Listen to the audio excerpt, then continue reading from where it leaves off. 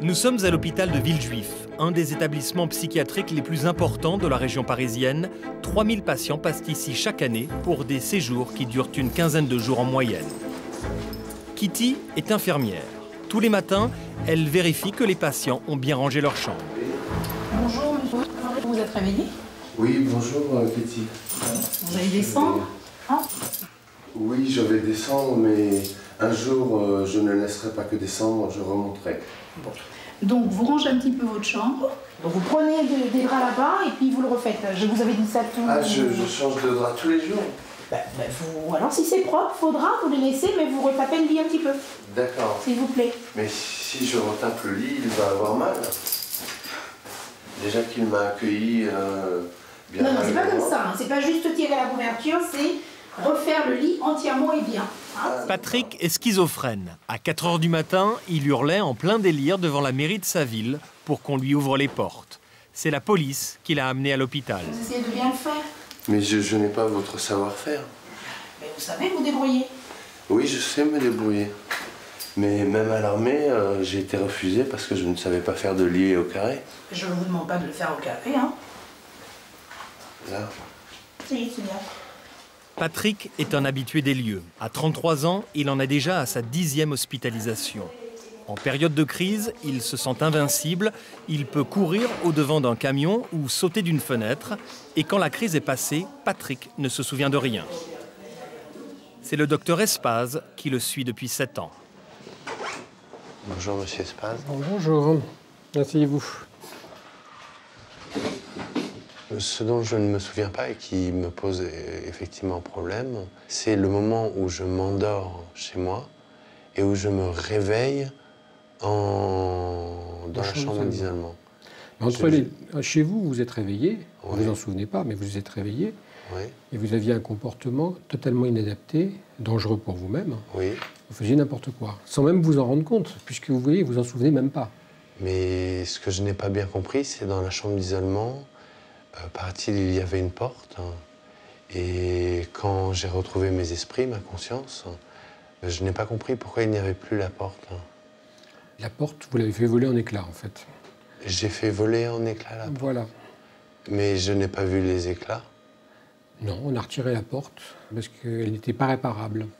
Donc on a réadapté le traitement. D'accord. D'accord. Mais je pourrais toujours faire de l'humour. De L'humour. Ça, l'humour est autorisé, heureusement encore. Bon. Au revoir.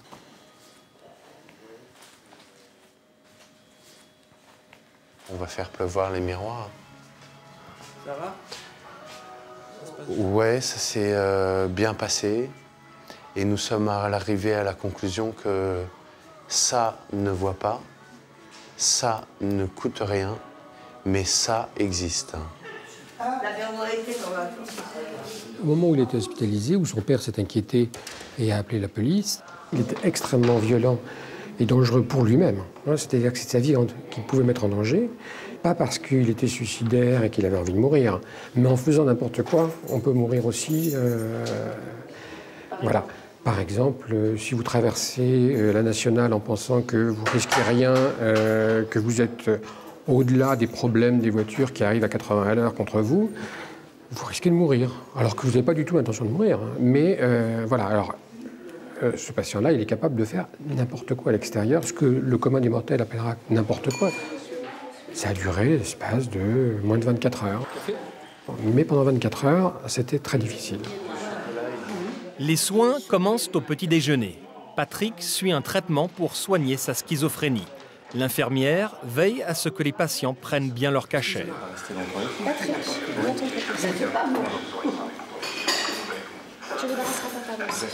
Le fait d'avoir des médicaments, ça va leur permettre de reprendre contact avec la réalité. Et par là même, étant plus dans la réalité, moins dans l'imaginaire, ça leur permet de réenvisager une vie sociale, une vie familiale, une vie professionnelle et une vie à l'extérieur. Et par là même, donc, ils vont sortir de l'hôpital assez rapidement. Vous prenez ça d'abord ou vous voulez en même temps? Patrick sortira, si tout va bien, dans une quinzaine de jours. C'est la durée moyenne des séjours dans cet hôpital. Quand il sortira, il sera simplement stabilisé grâce aux médicaments, car la schizophrénie est une maladie dont on ne guérit pas. Ici, les activités sont rares. La salle de télévision est une des seules distractions. Elle sert aussi de fumoir. Alors le gars, on le prend parce que le soir, ils ferment, ils enlèvent. Et pourquoi? Parce que pour nous empêcher de regarder la télé toute la nuit. Ce qui fait qu'on ne peut pas utiliser la salle fumeur et la salle télé que pour fumer la nuit. Et bien sûr, nous ne fumons pas que des joints, nous fumons des cigarettes.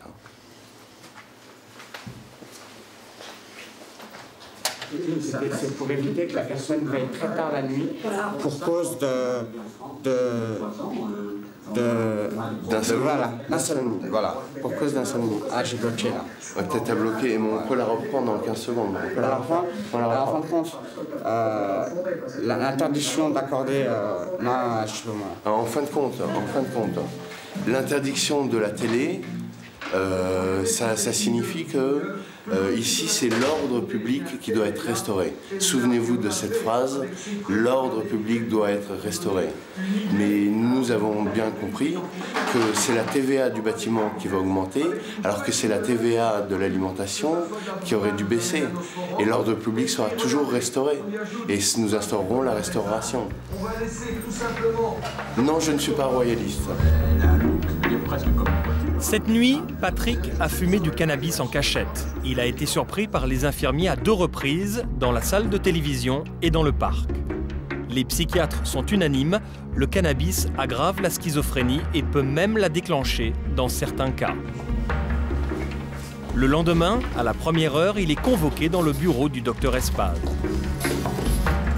Je vous vois ce matin parce que hier soir, il semblerait que vous ayez repris des toxiques.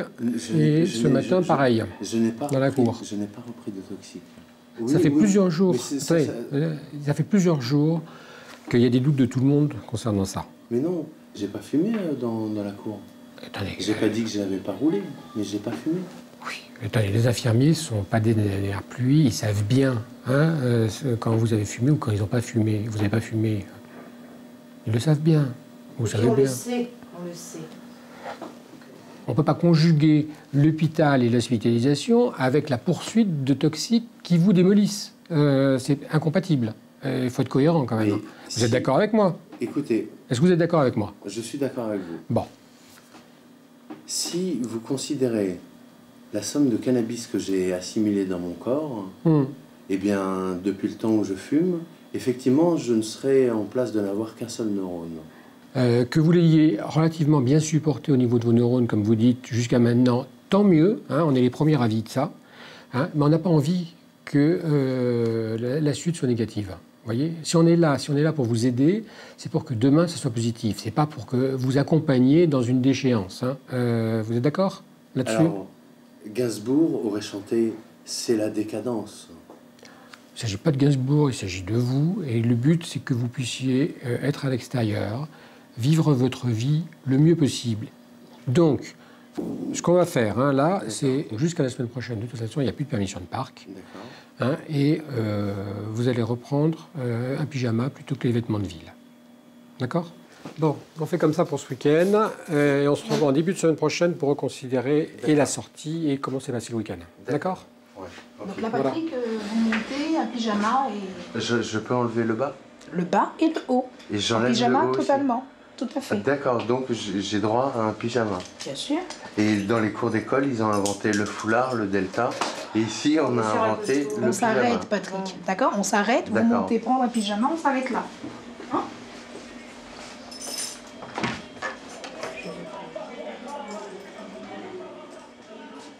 Le pyjama est une punition symbolique destinée à faire comprendre à Patrick la gravité de son geste.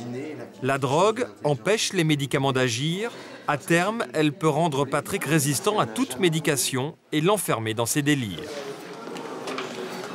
Pour des patients qui ont une pathologie et qui sont déjà fragiles psychiquement, ce qu'il y a de sûr, c'est que le H, c'est une catastrophe pour eux. Une catastrophe dans la mesure où, en permanence dans le service, il y a, je ne sais pas, 5, 6, 7 patients qui ne sont hospitalisés ici que parce qu'en plus de leurs problèmes, il y a le H qui les a fait décompenser. Décompenser, c'est-à-dire que la drogue provoque une rupture de l'équilibre psychique. Faisons-nous un échange spirituel, mon cher. Alors, essayons de faire une chanson. Romain, l'ami de Patrick, a lui aussi des problèmes de drogue. Oui, d'accord. En enlevant cette douleur, justement, qui part au Saint-Esprit. D'accord. Mon Valium, oui, oui, oui. Mon Valium, oui, oui, oui. Mon Valium, car à mon traitement. Mon Valium, non, non, non. Mon Valium, non, non, non. Mon Valium, car à mon traitement. Je consomme du shit et de l'ecstasy. Et ça me met en maladie. Alors, je suis toxicomane, psychotique. À 9h, j'ai droit à du Valium, à 30 gouttes de Valium, pour enlever mon manque de toxique. Ça me détend. Et ça évite que je pense à ça, au toxique. Bonjour, je peux vous chanter la chanson la plus obscène du répertoire. Que je t'aime, que je t'aime. Patrick est à l'hôpital depuis une semaine. Il n'est plus dangereux pour lui-même, mais les médecins estiment qu'il n'est pas encore en état de sortir. Sa crise n'est pas terminée. D'ailleurs, selon eux, il y a un signe qui ne trompe pas. Il continue ses calembours, ses délires et ses digressions. Faudrait que je sois le gynéco parce que je crois que j'ai une grossesse intra-utérine. Ah, tu es en train de préparer une grossesse. Intra-utérine. Ah, intra-utérine. Extra-utérine. Ah, extra-utérine. Un peu comme Marie. Un peu comme Marie. Mais l'important était de savoir pourquoi, quand Jean est entré dans le temple, eh bien Zacharie a fermé sa bouche, et pourquoi ils l'ont appelé Jean, qui n'était pas du tout un prénom juste. Eh bien parce que Jean était bon comme le jambon. Très bien.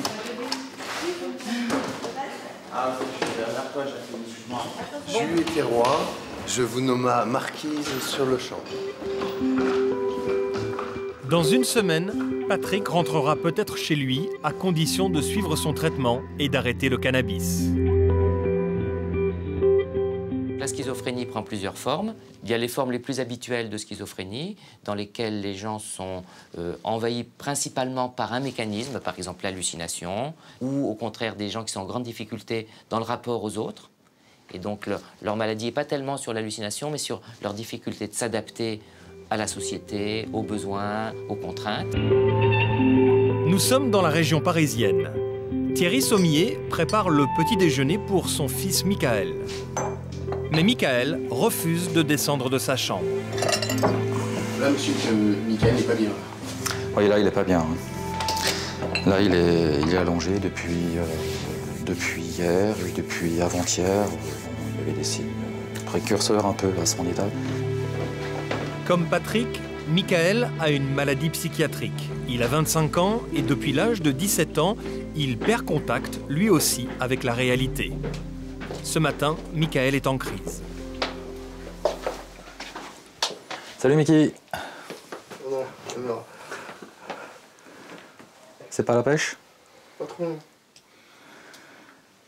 Bon. Tu préfères rester seul? Ouais, pour l'instant, ouais. Dur, c'est pas trop dur, là? Non, ça va, je vais me lever et puis ça va aller. Et dans ces moments-là, même les parents ne peuvent rien faire. On va te laisser, Michael, un peu te reposer, là? Ouais. D'accord. Le temps d'émerger un peu et puis j'arrive. Bon. À tout de suite.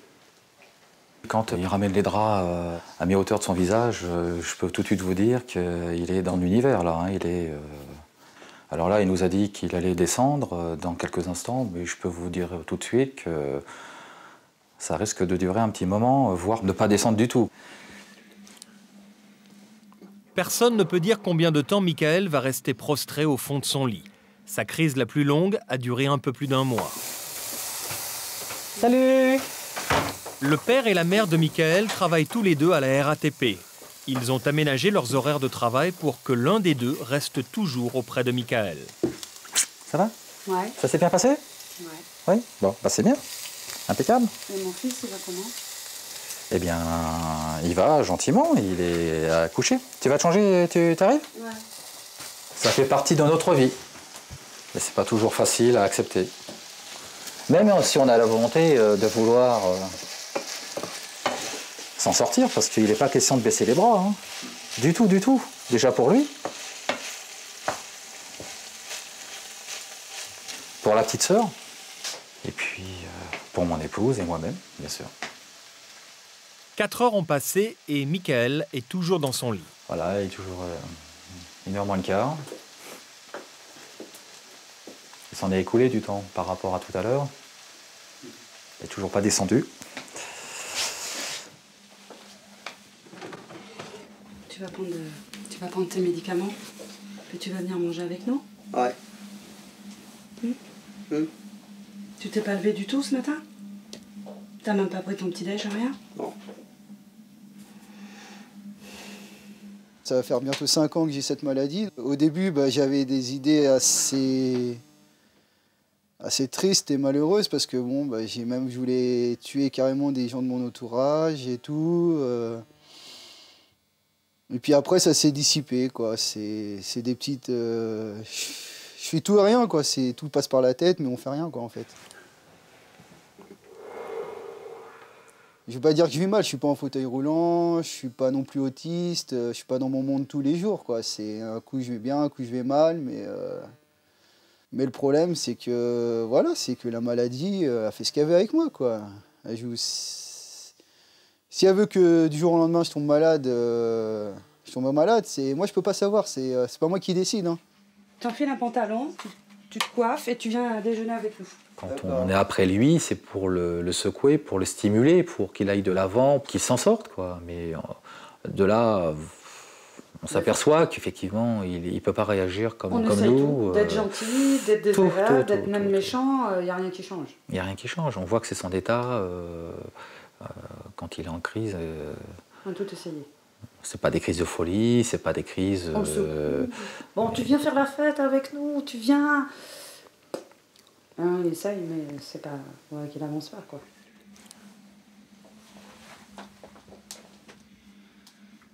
C'est vrai que quand il va bien, on se dit, ça y est, c'est bon.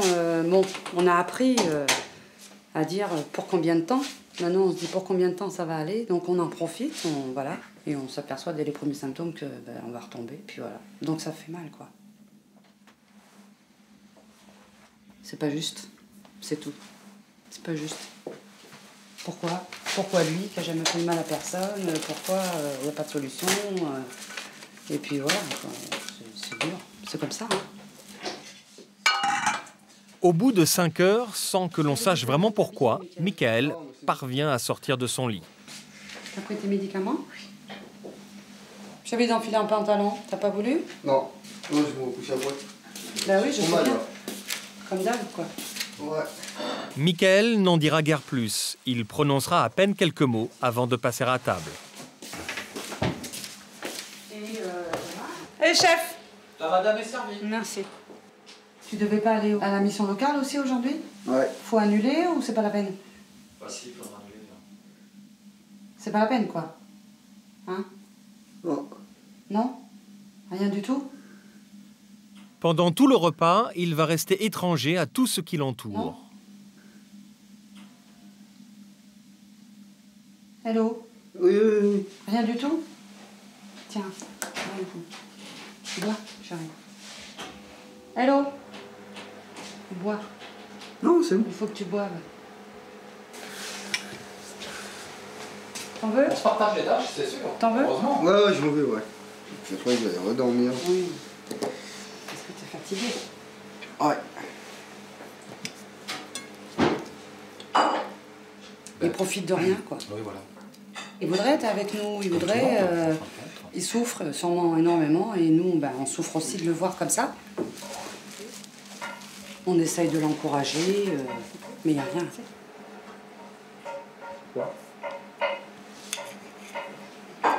Quand il n'est pas bien, voilà, il vient manger en boulimie, là, presque. Il mange très vite, beaucoup, et voilà. Il profite de rien, quoi. C'est des périodes qui durent trop longtemps à chaque fois. Mon fils, il vit pas. On n'a jamais vu notre enfant pleurer. Il n'a pas de larmes. Il ne sait même pas pleurer de joie. On ne sait pas s'il est heureux ou malheureux, s'il y a quelque chose qui lui fait plaisir. J'ai essayé de lui apprendre à expliquer ses sentiments, à les extérioriser. Ouais. Non, on ne sait pas. C'est le rituel à Michael. C'est 5 minutes pour manger et Moi, j'ai envie depuis longtemps, là, d'habitude, je suis pas là. Je suis parti de l'avant. Oui. Bon, à tout à l'heure. Ouais. Voilà, c'est tout le temps comme ça. Michael est reparti dans son monde. Personne, pas même ses parents, ne peut dire quand il en sortira.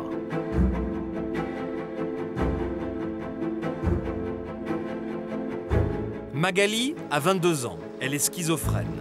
Elle peut entrer dans des crises d'une violence inouïe. Quand elle n'est pas en crise, ses journées sont rythmées par les mêmes rituels. Tous les matins, elle va à la boulangerie avec son oncle et sa tante, qui l'ont adoptée quand elle était petite.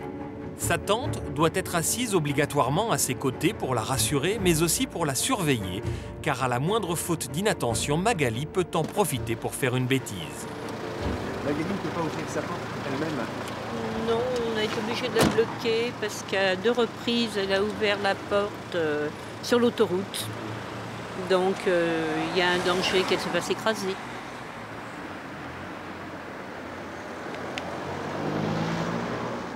À la boulangerie, c'est Magali qui demande le pain, mais ce n'est pas elle qui paie.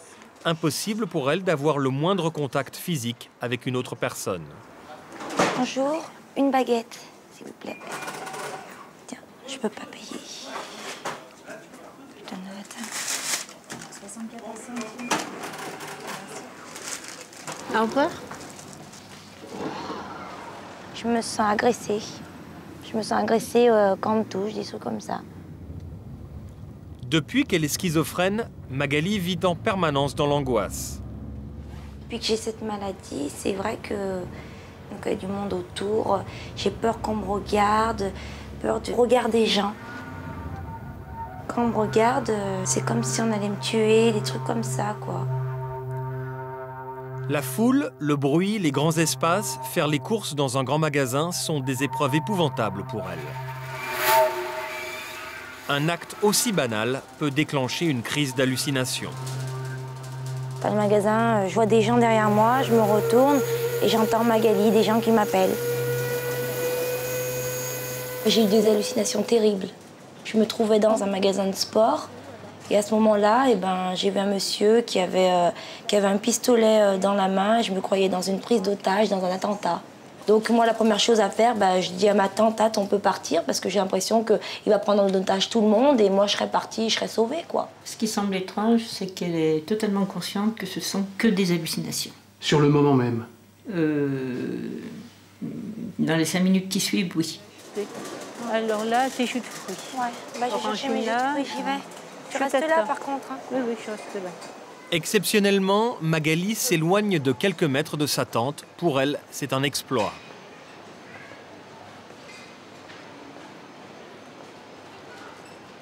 Et ma tante, quand on n'est pas là, ça me rassure pas quand je vois pas quelqu'un qui est de ma famille, ça me rassure pas. Et pourtant, vous avez fait cet effort? Je l'ai fait, ouais. Mais ça a été dur, j'ai vite couru. J'ai vite couru. Comme tous les schizophrènes, Magali a non seulement des hallucinations visuelles, mais aussi des hallucinations auditives. J'entends des voix, c'est pas des voix bien, c'est tout le temps des voix méchantes. Moi, ça me fait peur. Ça me fait peur. Et vous essayez de résister? Non, c'est comme ça vient consciemment dans la tête, c'est une voix qu'on entend, on est sûr de l'entendre, cette voix. C'est sûr, je pourrais redire les choses que j'ai entendues, je le dis, quoi.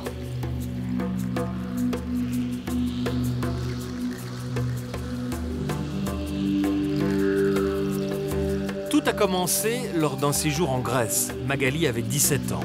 Elle était en colonie de vacances et un jour, son attitude délirante inquiète les moniteurs.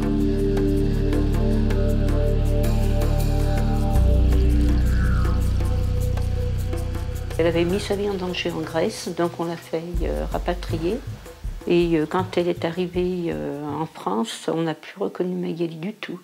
Elle était partie joyeuse, elle est revenue totalement, les yeux vitreux, elle ne nous regardait plus, elle se mettait à hurler. Quand elle arrivait à la maison, elle n'a pas pu du tout rentrer dans la salle de bain. Impossible. Et ça a été comme ça, des hurlements, des cris continuels pendant des heures et des heures et des heures. Donc le lendemain, on est allé voir une psychiatre privée. et qui, dès qu'elle l'a vu, nous a dit « Vous allez tout de suite sur l'hôpital psychiatrique ». Quelques signes avant-coureurs auraient dû alerter sa famille. Magali était dans l'âge critique. C'est en général entre 17 et 25 ans que la maladie se déclare. Quand elle était au collège, elle voyait déjà des choses bizarres. J'étais au collège et je voyais des gens qui volaient derrière moi. Et moi qui volais aussi, comme un oiseau. À la fin d'année, j'avais des crayons à la main et je disais au crayon, m'abandonne pas. Au crayon. Et votre souffrance, elle vient de là, de l'abandon, c'est ça? Oui. L'abandon, pas mal de choses aussi, du passé. L'abandon. La vie de Magali est ponctuée de blessures et de fêlures. Il y a 20 ans, elle faisait la une des journaux. Délaissée par ses parents à l'âge de 3 ans, elle est ballottée de famille d'accueil en foyer d'enfance. Elle est ensuite recueillie par son oncle et sa tante. En 1987, le tribunal de Lyon leur confie la garde de Magali. Mais la jeune fille a toujours peur de l'abandon. Depuis 19 ans, elle n'a jamais revu sa mère. J'aimerais bien la rencontrer un jour et puis lui dire toute la souffrance que j'ai endurée pendant toutes ces années. L'abandon aurait-il déclenché la schizophrénie de Magali? Pour Philippe Nuss, psychiatre, les origines de cette maladie sont toujours multiples. Les causes de schizophrénie, donc il y en a une partie qui sont génétiques, mais il y a aussi toutes les causes qui correspondent à des difficultés d'acquisition dans l'enfance ou des traumatismes affectifs, mais qui sont jamais uniques. C'est-à-dire que le poids génétique rentre pour 50% dans la maladie, mais l'environnement rentre pour 50%. Un environnement familial difficile pour Magali. Il y a 2 ans, elle découvre par hasard qu'elle a une sœur. Mais après leur première rencontre, Magali reçoit un SMS. Ma vraie sœur m'avait écrit « Deux mondes nous séparent, pas facile de rattraper ces années perdues. Je pense que le jour où tu remonteras la pente, on pourra peut-être envisager de se découvrir. Pour le moment, j'admets pas ta maladie. Ça va peut-être te blesser. Dans la vie, on récolte ce qu'on sème. Quand on veut, on peut. » Ce message m'a beaucoup touchée, parce que c'est le seul message que j'ai de ma sœur et qui m'a blessée. Comme tous les parents de schizophrènes, sa tante craint que Magali essaye de mettre fin à ses jours. 30% des malades atteints de schizophrénie ont un comportement suicidaire. Sa souffrance est telle qu'elle parle très très souvent de suicide, hein, quand même. Elle souffre tout le temps, toute la journée, tout le temps. J'essaye de tenir, mais c'est vrai que je pense au suicide aussi. Mais j'essaye de tenir parce que j'aime beaucoup ma famille et c'est ce qui me retient. Parce qu'ils ne m'ont pas fait de mal et moi je ne veux pas leur faire du mal. On se demande comment on peut souffrir de cette façon-là et rester encore là, parce que c'est une souffrance telle qu'il y a des moments où on se demande comment elle peut tenir. Mes absences, parfois sans doute, j'aurais pu m'éloigner. Avant de devenir schizophrène, Magali avait une passion, la musique. C'est la seule chose que la maladie ne lui a pas prise. Alors j'ai quelques mots tendresse, juste pour le dire. Je ne vous oublie pas, non, jamais.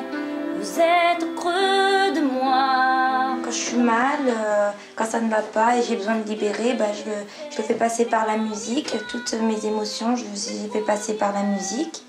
C'est un moyen de m'exprimer, un moyen de lâcher ce que j'ai au fond de ma souffrance, quoi.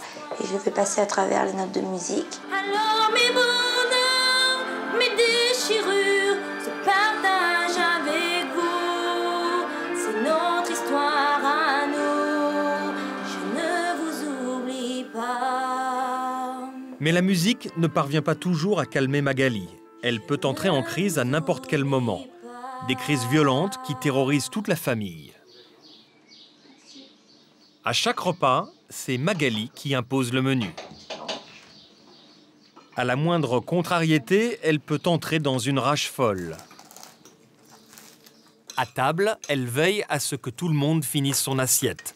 Particulièrement sa cousine Sylvie, sa principale victime. J'aimerais bien des fois être moins servie ou je sais pas, des fois j'ai moins faim que d'habitude, hein. C'est comme ça. Si on n'a pas faim, on est obligé de manger de toute façon. Mais il faut quand même que mon assiette soit quand même potable, quoi, que j'ai quand même quelque chose dans mon assiette. Donc il faut que je mange tout, et puis il faut que je finisse en plus l'assiette. Donc ouais, des fois, je suis obligée. Mais Sylvie, vous craignez ça, vous craignez de pouvoir déclencher, en fin de compte, une crise si vous Ah, mangez. mais de toute façon, je le sais, puis je vais la déclencher, la crise. Si vous ne mangez pas. Ah oui, je sais.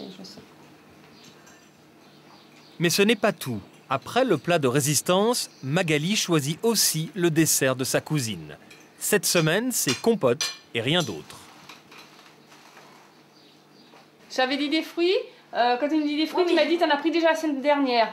Donc tu vas reprendre encore des fruits cette semaine. Mais tu peux prendre faut avouer. des desserts. Donc allez, on a dit, j'aime pas les yaourts, je suis pas très yaourt, je suis pas très dessert en vérité. Toi aussi, t'aimes bien des bons desserts des fois. Pourquoi vous ne décidez pas, Sylvie, de ne plus prendre de dessert? Bah parce que c'est impossible, parce que il faut que j'ai mon dessert le midi. Pour la rassurer. Pour Magali, la rassurer, Magali. Ça me rassure qu'elle a un dessert, qu'elle mange quelque chose. Mais ce qu'elle comprend pas, c'est qu'elle a passé une période, elle avait beaucoup maigri et ça m'avait fait du mal à l'intérieur. Qu'est-ce que tu voyais quand tu voyais Sylvie mince? Bah, je vois des fantômes ou des morts, des gens morts ou des fantômes. À chaque fois? Ouais. C'est dur, hein, Sylvie, pour vous. Bah oui, c'est dur quand même. On essaye toute la journée d'apaiser les choses. Voilà. On passe notre temps, tout le temps.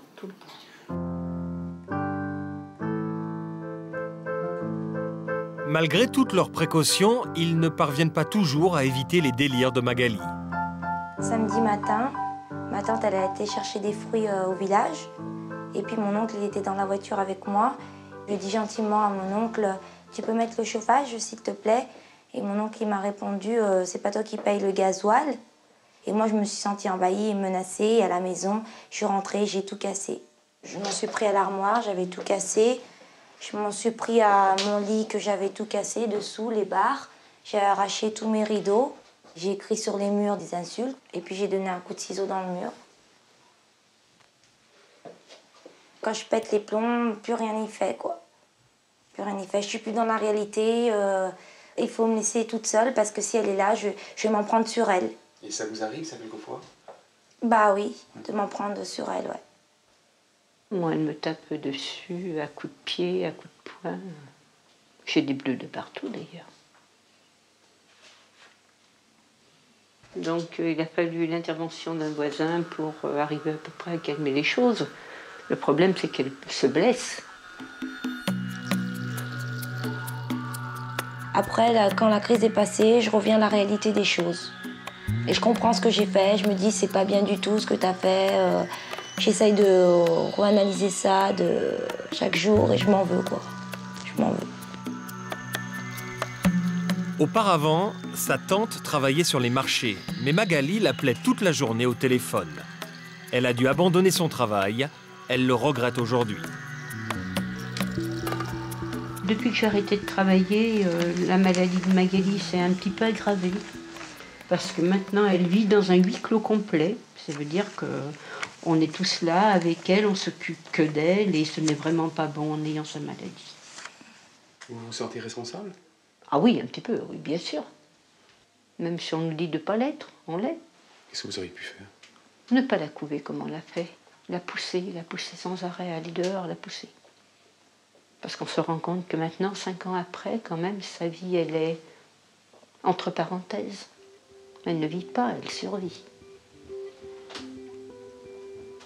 Quand on a 22 ans, on a envie de faire comme les autres personnes de 22 ans. Mais pour le moment, Magali est incapable de vivre comme les autres jeunes femmes de son âge.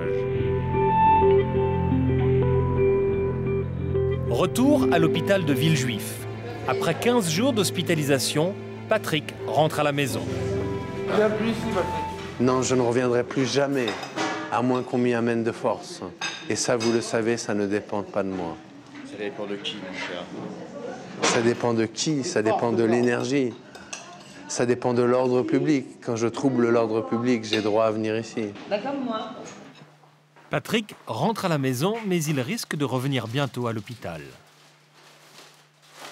Et les hospitalisations précédentes de ce patient, il s'agissait à chaque fois d'un arrêt de traitement et d'une reprise de hashish à très haute dose. Vu tel qu'il est là, il n'est pas sûr qu'il accepte le suivi pendant très très longtemps. Et de ce fait, au bout d'un mois ou deux, après l'arrêt du traitement, il y a toutes les chances pour qu'il soit réhospitalisé ici. C'est possible, en sachant qu'au bout de quelques hospitalisations qui font suite à un arrêt intempestif du traitement, ils prennent conscience de leur nécessité de prendre un traitement régulièrement. Et à partir de ce moment-là, ne l'arrêtant plus, il n'y a plus de rechute et ils ne sont plus réhospitalisés ici. Bonne continuation, monsieur. Merci, je continuerai à être sur la liste. Mais pas sur vos listes.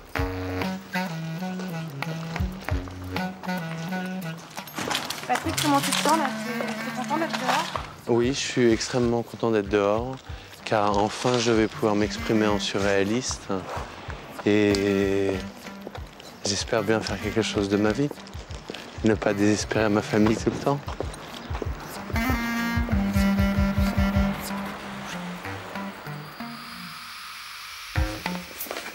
Patrick retrouve son père Fidi, d'origine malgache. Sa mère est morte quand il avait 15 ans. Depuis qu'il a été diagnostiqué schizophrène, son père ne l'a jamais abandonné.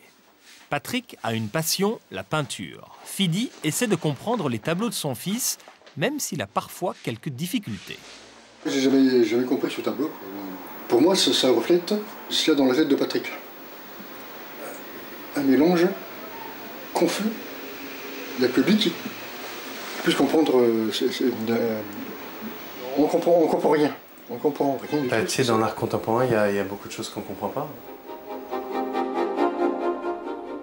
Pourquoi ici on voit la tête de personne?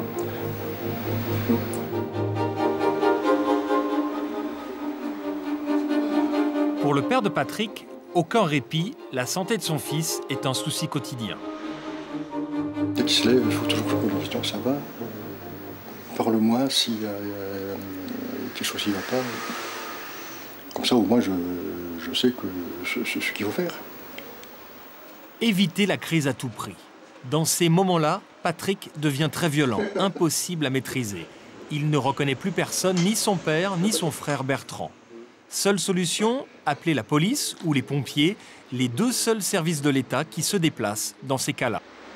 Quand il est en crise, je ne sais pas, mais on dirait que ses forces se décuplent. Alors, des fois, Bertrand est obligé d'y aller à coup de poing. Moi, j'ai abandonné carrément parce que je n'osais pas le toucher. Moi, ce que je demande comme aide, c'est à partir du moment où la crise se déclenche, on prend le téléphone, puis on appelle quelqu'un de l'hôpital qui nous envoie de l'aide, quoi. Infirmier, ambulance, puis qui prennent Patrick en charge pour qu'il l'emmène à l'hôpital. C'est tout ce qu'on demande. Mais ça, c'est pas possible. Donc il faut qu'on passe par une autre voie. Et cette autre voie, c'est toujours assez brutal. C'est les pompiers, la police, et, bon, comme ces gens-là, surtout donc la police ne comprend pas très bien. Ce qu'on leur demande, eux, c'est de défoncer la porte, lui mettre des menottes, puis le traîner. Les premières fois, ça a été très difficile pour nous. Hein. Puis bon, évidemment, après, on s'y est habitué, mais mal, très très mal.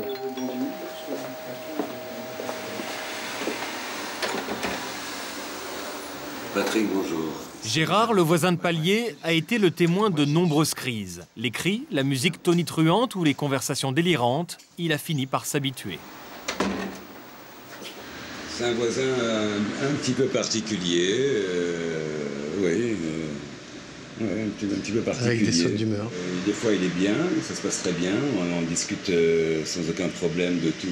Il a de l'humour, il a de la culture, il peint, donc il a une approche des choses qui est quand même assez sensible.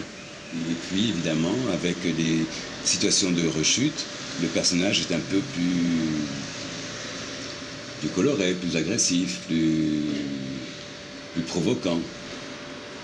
C'est marrant parce que les chutes arrivent aux mêmes périodes. C'est souvent une période de Noël. C'est un cadeau qu'il fait à l'immeuble. Ça fait longtemps que je suis malade. Donc j'ai appris à ne pas trop faire cas du regard de l'autre dans la mesure où j'avais pu le choquer. Parce que sinon on ne peut pas avancer. Je ne pourrais pas avancer si j'étais tout le temps pris par le regard de l'autre. Dans le quartier, tout le monde connaît Patrick. Au café du coin, le patron a de la sympathie pour lui. Salut Jean-François. Ça va Patrick? Ça va bien. Ça va bien? Ouais. Alors ça va? Bah écoute, ça se passe, ça va. Ça va mieux, je crois. Ouais, ça va mieux. Hein? Ça fait un petit moment, là, ouais. Ça fait combien de temps? Ça fait 2 mois, 2-3 mois. Vous l'avez vu dans des états difficiles? Très difficile. Ouais, c'est-à-dire? Ah ben j'ai vu dans un état où il était complètement ailleurs, hein, dans son monde à lui. Bah, je l'ai vu en petite tenue, des tenues un peu bizarres, quoi. Il s'en rendait pas trop compte, je pense pas. Enfin, je pense pas, non. Hein, en slip, griffé de partout, en sang, accroché derrière un bus. Le voir grimper le long de son immeuble pour rentrer chez lui. Et prendre la porte en bas, quoi. Donc ça, c'est un peu dangereux pour lui, quoi. Parce que bon, il est pas méchant. Hein. Il n'y a aucune violence dans ses comportements, il n'y avait aucune violence, par contre. C'est pour ça que bon, on l'a toujours bien pris. Hein. Et puis nous connaissait bien, donc on le prenait pas mal. Maintenant, ça va mieux. Pour éviter les crises, le père de Patrick est prêt à supporter toutes ses lubies. Voici la dernière. Patrick a ramené à la maison un certain Vincent. Vincent n'est pas le premier, il est le 7e colocataire à habiter ici. Ancien SDF, il est lui aussi schizophrène. Patrick l'a rencontré dans un atelier d'art-thérapie. Cela fait maintenant 5 mois qu'ils habitent ensemble. Tiens, tu veux du thé, Vincent, il est fort. Le fait d'avoir la même pathologie, ça vous aide à vivre ensemble? Non, malgré ce qu'on pourrait croire, non. On est chacun très différents. Vincent, j'ai l'impression qu'il délire pas de la même façon que moi. C'est plus social, son délire. Et toi, c'est plus quoi? Mystique. Et donc, quand il y en a un qui est en crise, l'autre arrive à le soutenir? Ben, c'est difficile, en fait, de soutenir quelqu'un pendant qu'il est en crise. Parce qu'il vous écoute pas, il est fixé sur son délire. Vous êtes heureux d'habiter ensemble? Oui, on se marre bien. Mais bon, il y a des histoires. Parce qu'au niveau du ménage et tout, son père il n'est pas content de moi. Et c'est vrai que je suis pas tellement dans les normes au niveau de l'entretien de la maison. Vincent est assez bordélique en fait. Même pour moi qui suis assez bordélique, il est un peu trop bordélique. Ouais. La schizophrénie de Vincent n'a rien à voir avec celle de Patrick. Patrick est exalté dans les moments de délire. Vincent, lui, se renferme et ignore les règles de la vie sociale. Vincent dort à même le sol, il ne fréquente pas souvent la salle de bain et il ne participe pas aux tâches ménagères. Pour le père de Patrick, c'est parfois insupportable, mais il n'ose pas en parler à son fils car il sait à quel point il est fragile. Patrick était tellement fragile. Hein. Il suffit que ce soit un événement heureux, malheureux, puis une scène qu'il a vue quelque part, puis qui trotte dans sa tête, qu'il n'arrive pas à sortir, puis ça déclenche le tout. Il faut que je fasse très attention avec lui, très attention. S'il accepte de prendre son fils en charge, c'est aussi parce qu'il se sent responsable de sa maladie. Je me sens coupable de subir, hein, parce que comme moi, je suis persuadé que cela est génétique, donc bon, bah, comme c'est moi qui l'ai, le père biologique, c'est moi, donc le premier coupable, c'est moi. Un sentiment de culpabilité qui a poussé Fidi à tout sacrifier pour s'occuper de son fils, à commencer par sa vie sentimentale. Ça fait 8 ans que je sors avec elle. Elle me pose toujours la question, mais là, on vivra toujours comme ça? Je dis, bah oui.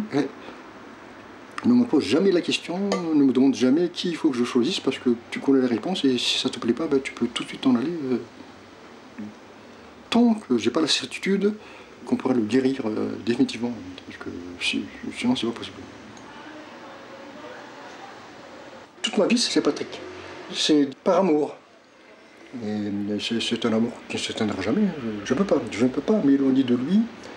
Et puis je sais que Patrick aussi ne peut pas s'éloigner de moi. Vous pouvez plus vous séparer, quoi. Non, non, c'est pas possible. C'est pas possible. Ça, c'est pas possible.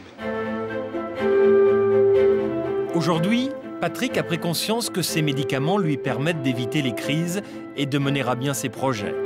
Reconnu pour ses qualités d'écriture, il vient de gagner un concours de littérature et un éditeur va bientôt publier son premier livre.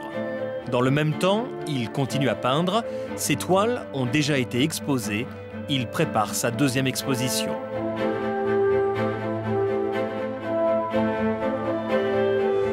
Après 4 semaines de crise, Michael est enfin sorti de son lit.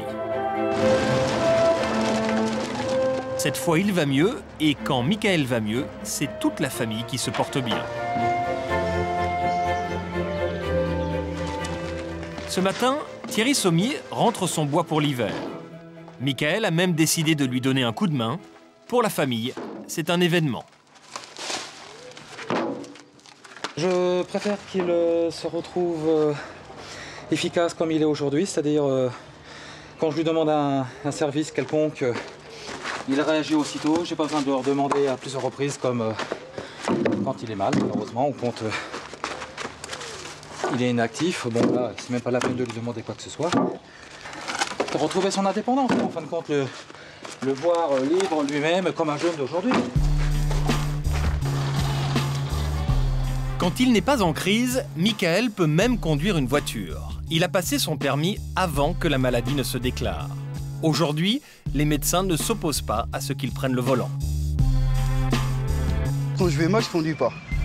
Je reste couché, donc je prends pas le volant, je fais rien du tout, je reste chez moi enfermé, quoi.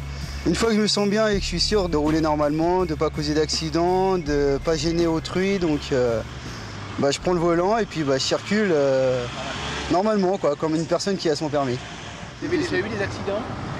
Alors on va dire j'ai eu un accident de voiture pendant que j'étais malade. J'étais en vacances chez mes grands-parents, donc en Charente-Maritime. Ouais. Puis on va dire que, étant donné qu'on ne sait pas du tout ce qu'on fait quand on est malade, on ne respecte rien, donc on va dire que le code de la route, je l'ai un peu oublié. Ouais. Les limitations de vitesse, j'ai pas fait du tout attention. Et arrivé à un moment donné, en passant sur un pont au-dessus de la Drône, je me suis pris un arbre et heureusement que l'arbre m'a retenu parce que sinon j'allais tout droit dans l'eau et peut-être que, voilà, entre guillemets, peut-être qu'aujourd'hui je ne serais pas de ce monde.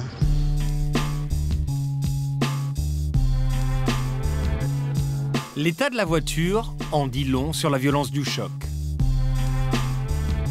J'ai l'impression de ne pas être moi-même, d'avoir un dédoublement de personnalité à ce moment-là, donc d'être une mauvaise personne et puis en quelque sorte je voulais faire une tentative de suicide, quoi, aussi.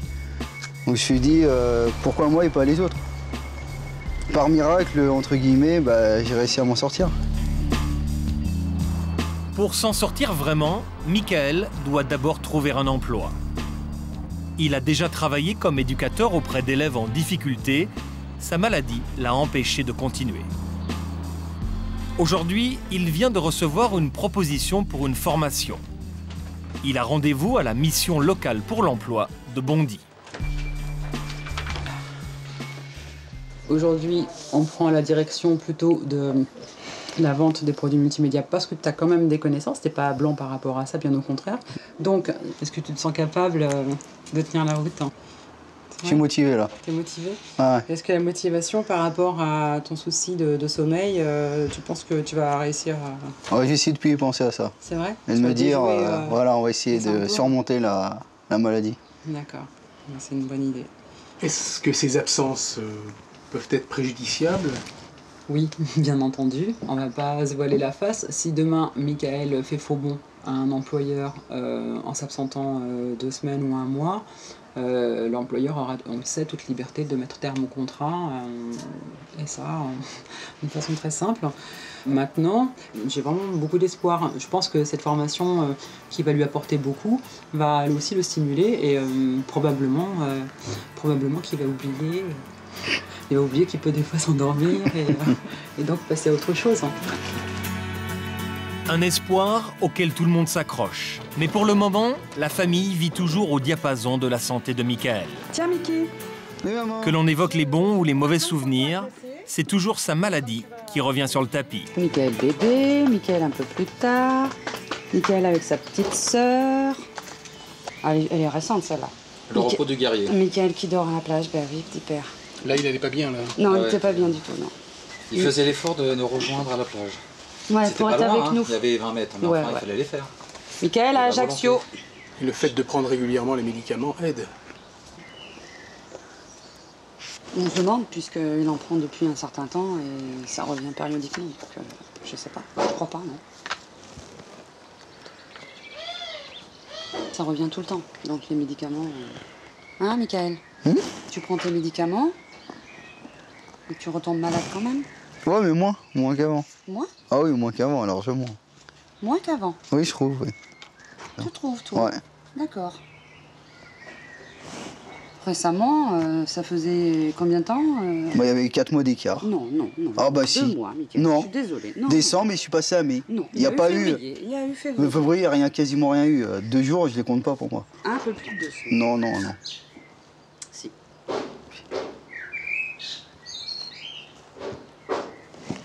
Ouais, à la fin, c'était volontaire parce que j'avais pas envie de me réveiller, c'est tout. Bah, si c'était volontaire. Alors. Bah oui, parce qu'il y a des moments, quand vous êtes content, je suis bien content de rester dans ma maladie, c'est tout. Pardon? Des fois, je suis pas motivé à en sortir. Je suis bien comme je suis. C'est bien. C'est toi qui dis je me réveille ou je me réveille pas. Ouais, bah voilà, en quelque sorte.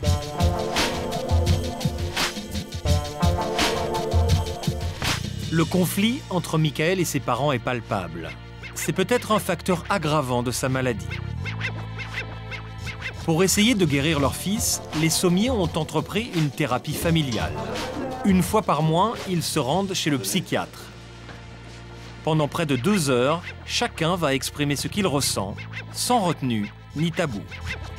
T'es pas un peu trop au centre, tu trouves, par rapport à le fait que tu sois le baromètre, c'est un peu lourd, non? Ouais, le fait que le j'ai fait des d'être problèmes et que le j'ai beaucoup mes parents sur moi, quoi. Ah oui, c'est ça. Ouais. Que je suis pas assez indépendant, on va dire. J'ai l'impression que j'arrive à un âge où bah, tous les jeunes, ils ont leur indépendance et que moi, je l'ai pas, quoi. Ouais. Ça te fait combien, là? Bientôt 24. Qu'est-ce que tu leur reproches, surtout? À ton père et à ta mère? Bah, que j'aurais pas voulu avoir tout ça, quoi. Il a dit que c'était à cause de vous? Bien sûr, ouais. Alors, il a dit que c'était à cause de vous, comment? Bah, c'est nous qui l'avions mal fait. C'est ça. Hein? Mal fabriqué. Voilà, mal fabriqué. Ouais. Tout ça, c'était à cause de nous. Mais tu penses que c'est une question d'éducation Non, c'est une question... Le problème, c'est que voilà, quoi, sur les 2 enfants de la famille, il y en a un qui prend et l'autre, il a rien, quoi. Ouais.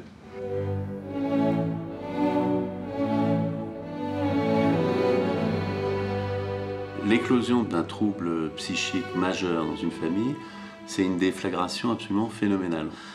Et parfois, ça se traduit même en troubles psychiques secondaires chez les uns ou chez les autres. Par exemple, Monsieur Sommier, il a fait une vraie dépression dans la première rechute de son fils, parce qu'il se rendait compte que c'était pas une guérison garantie, immédiate, et que ça allait peut-être être un processus assez long.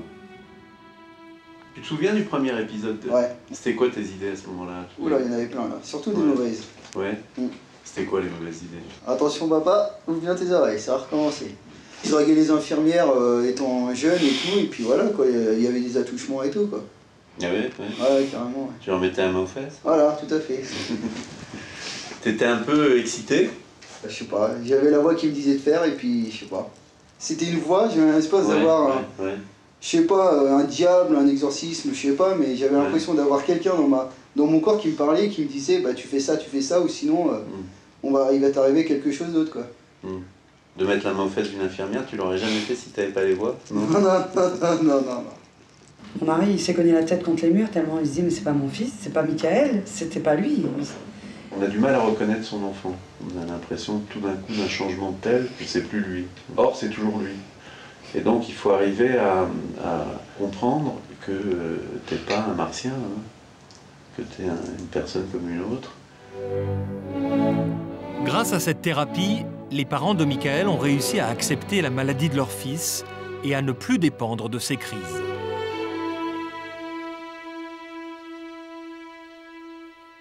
En décembre prochain, ils vont réaliser un vieux rêve, partir en vacances en Australie. Un long voyage de plusieurs semaines, sans les enfants.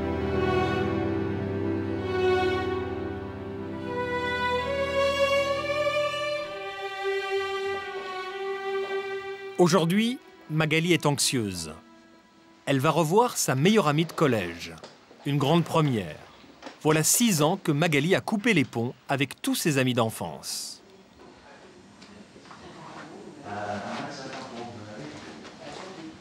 L'heure du rendez-vous approche. Pour supporter l'angoisse, Magali est obligée de prendre des calmants.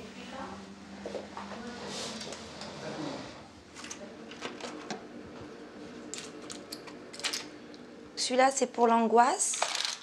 Celui-là, c'est pour les hallucinations, les voix et les délires. Et celui-là, c'est pour troubles de l'humeur, la dépression. De quoi vous avez peur, en fait? Qu'elle m'envahisse un petit peu, qu'elle vienne trop vers moi, qu'elle s'approche trop de moi, qu'elle parle trop fort ou des trucs comme ça, quoi. Elle est là, non?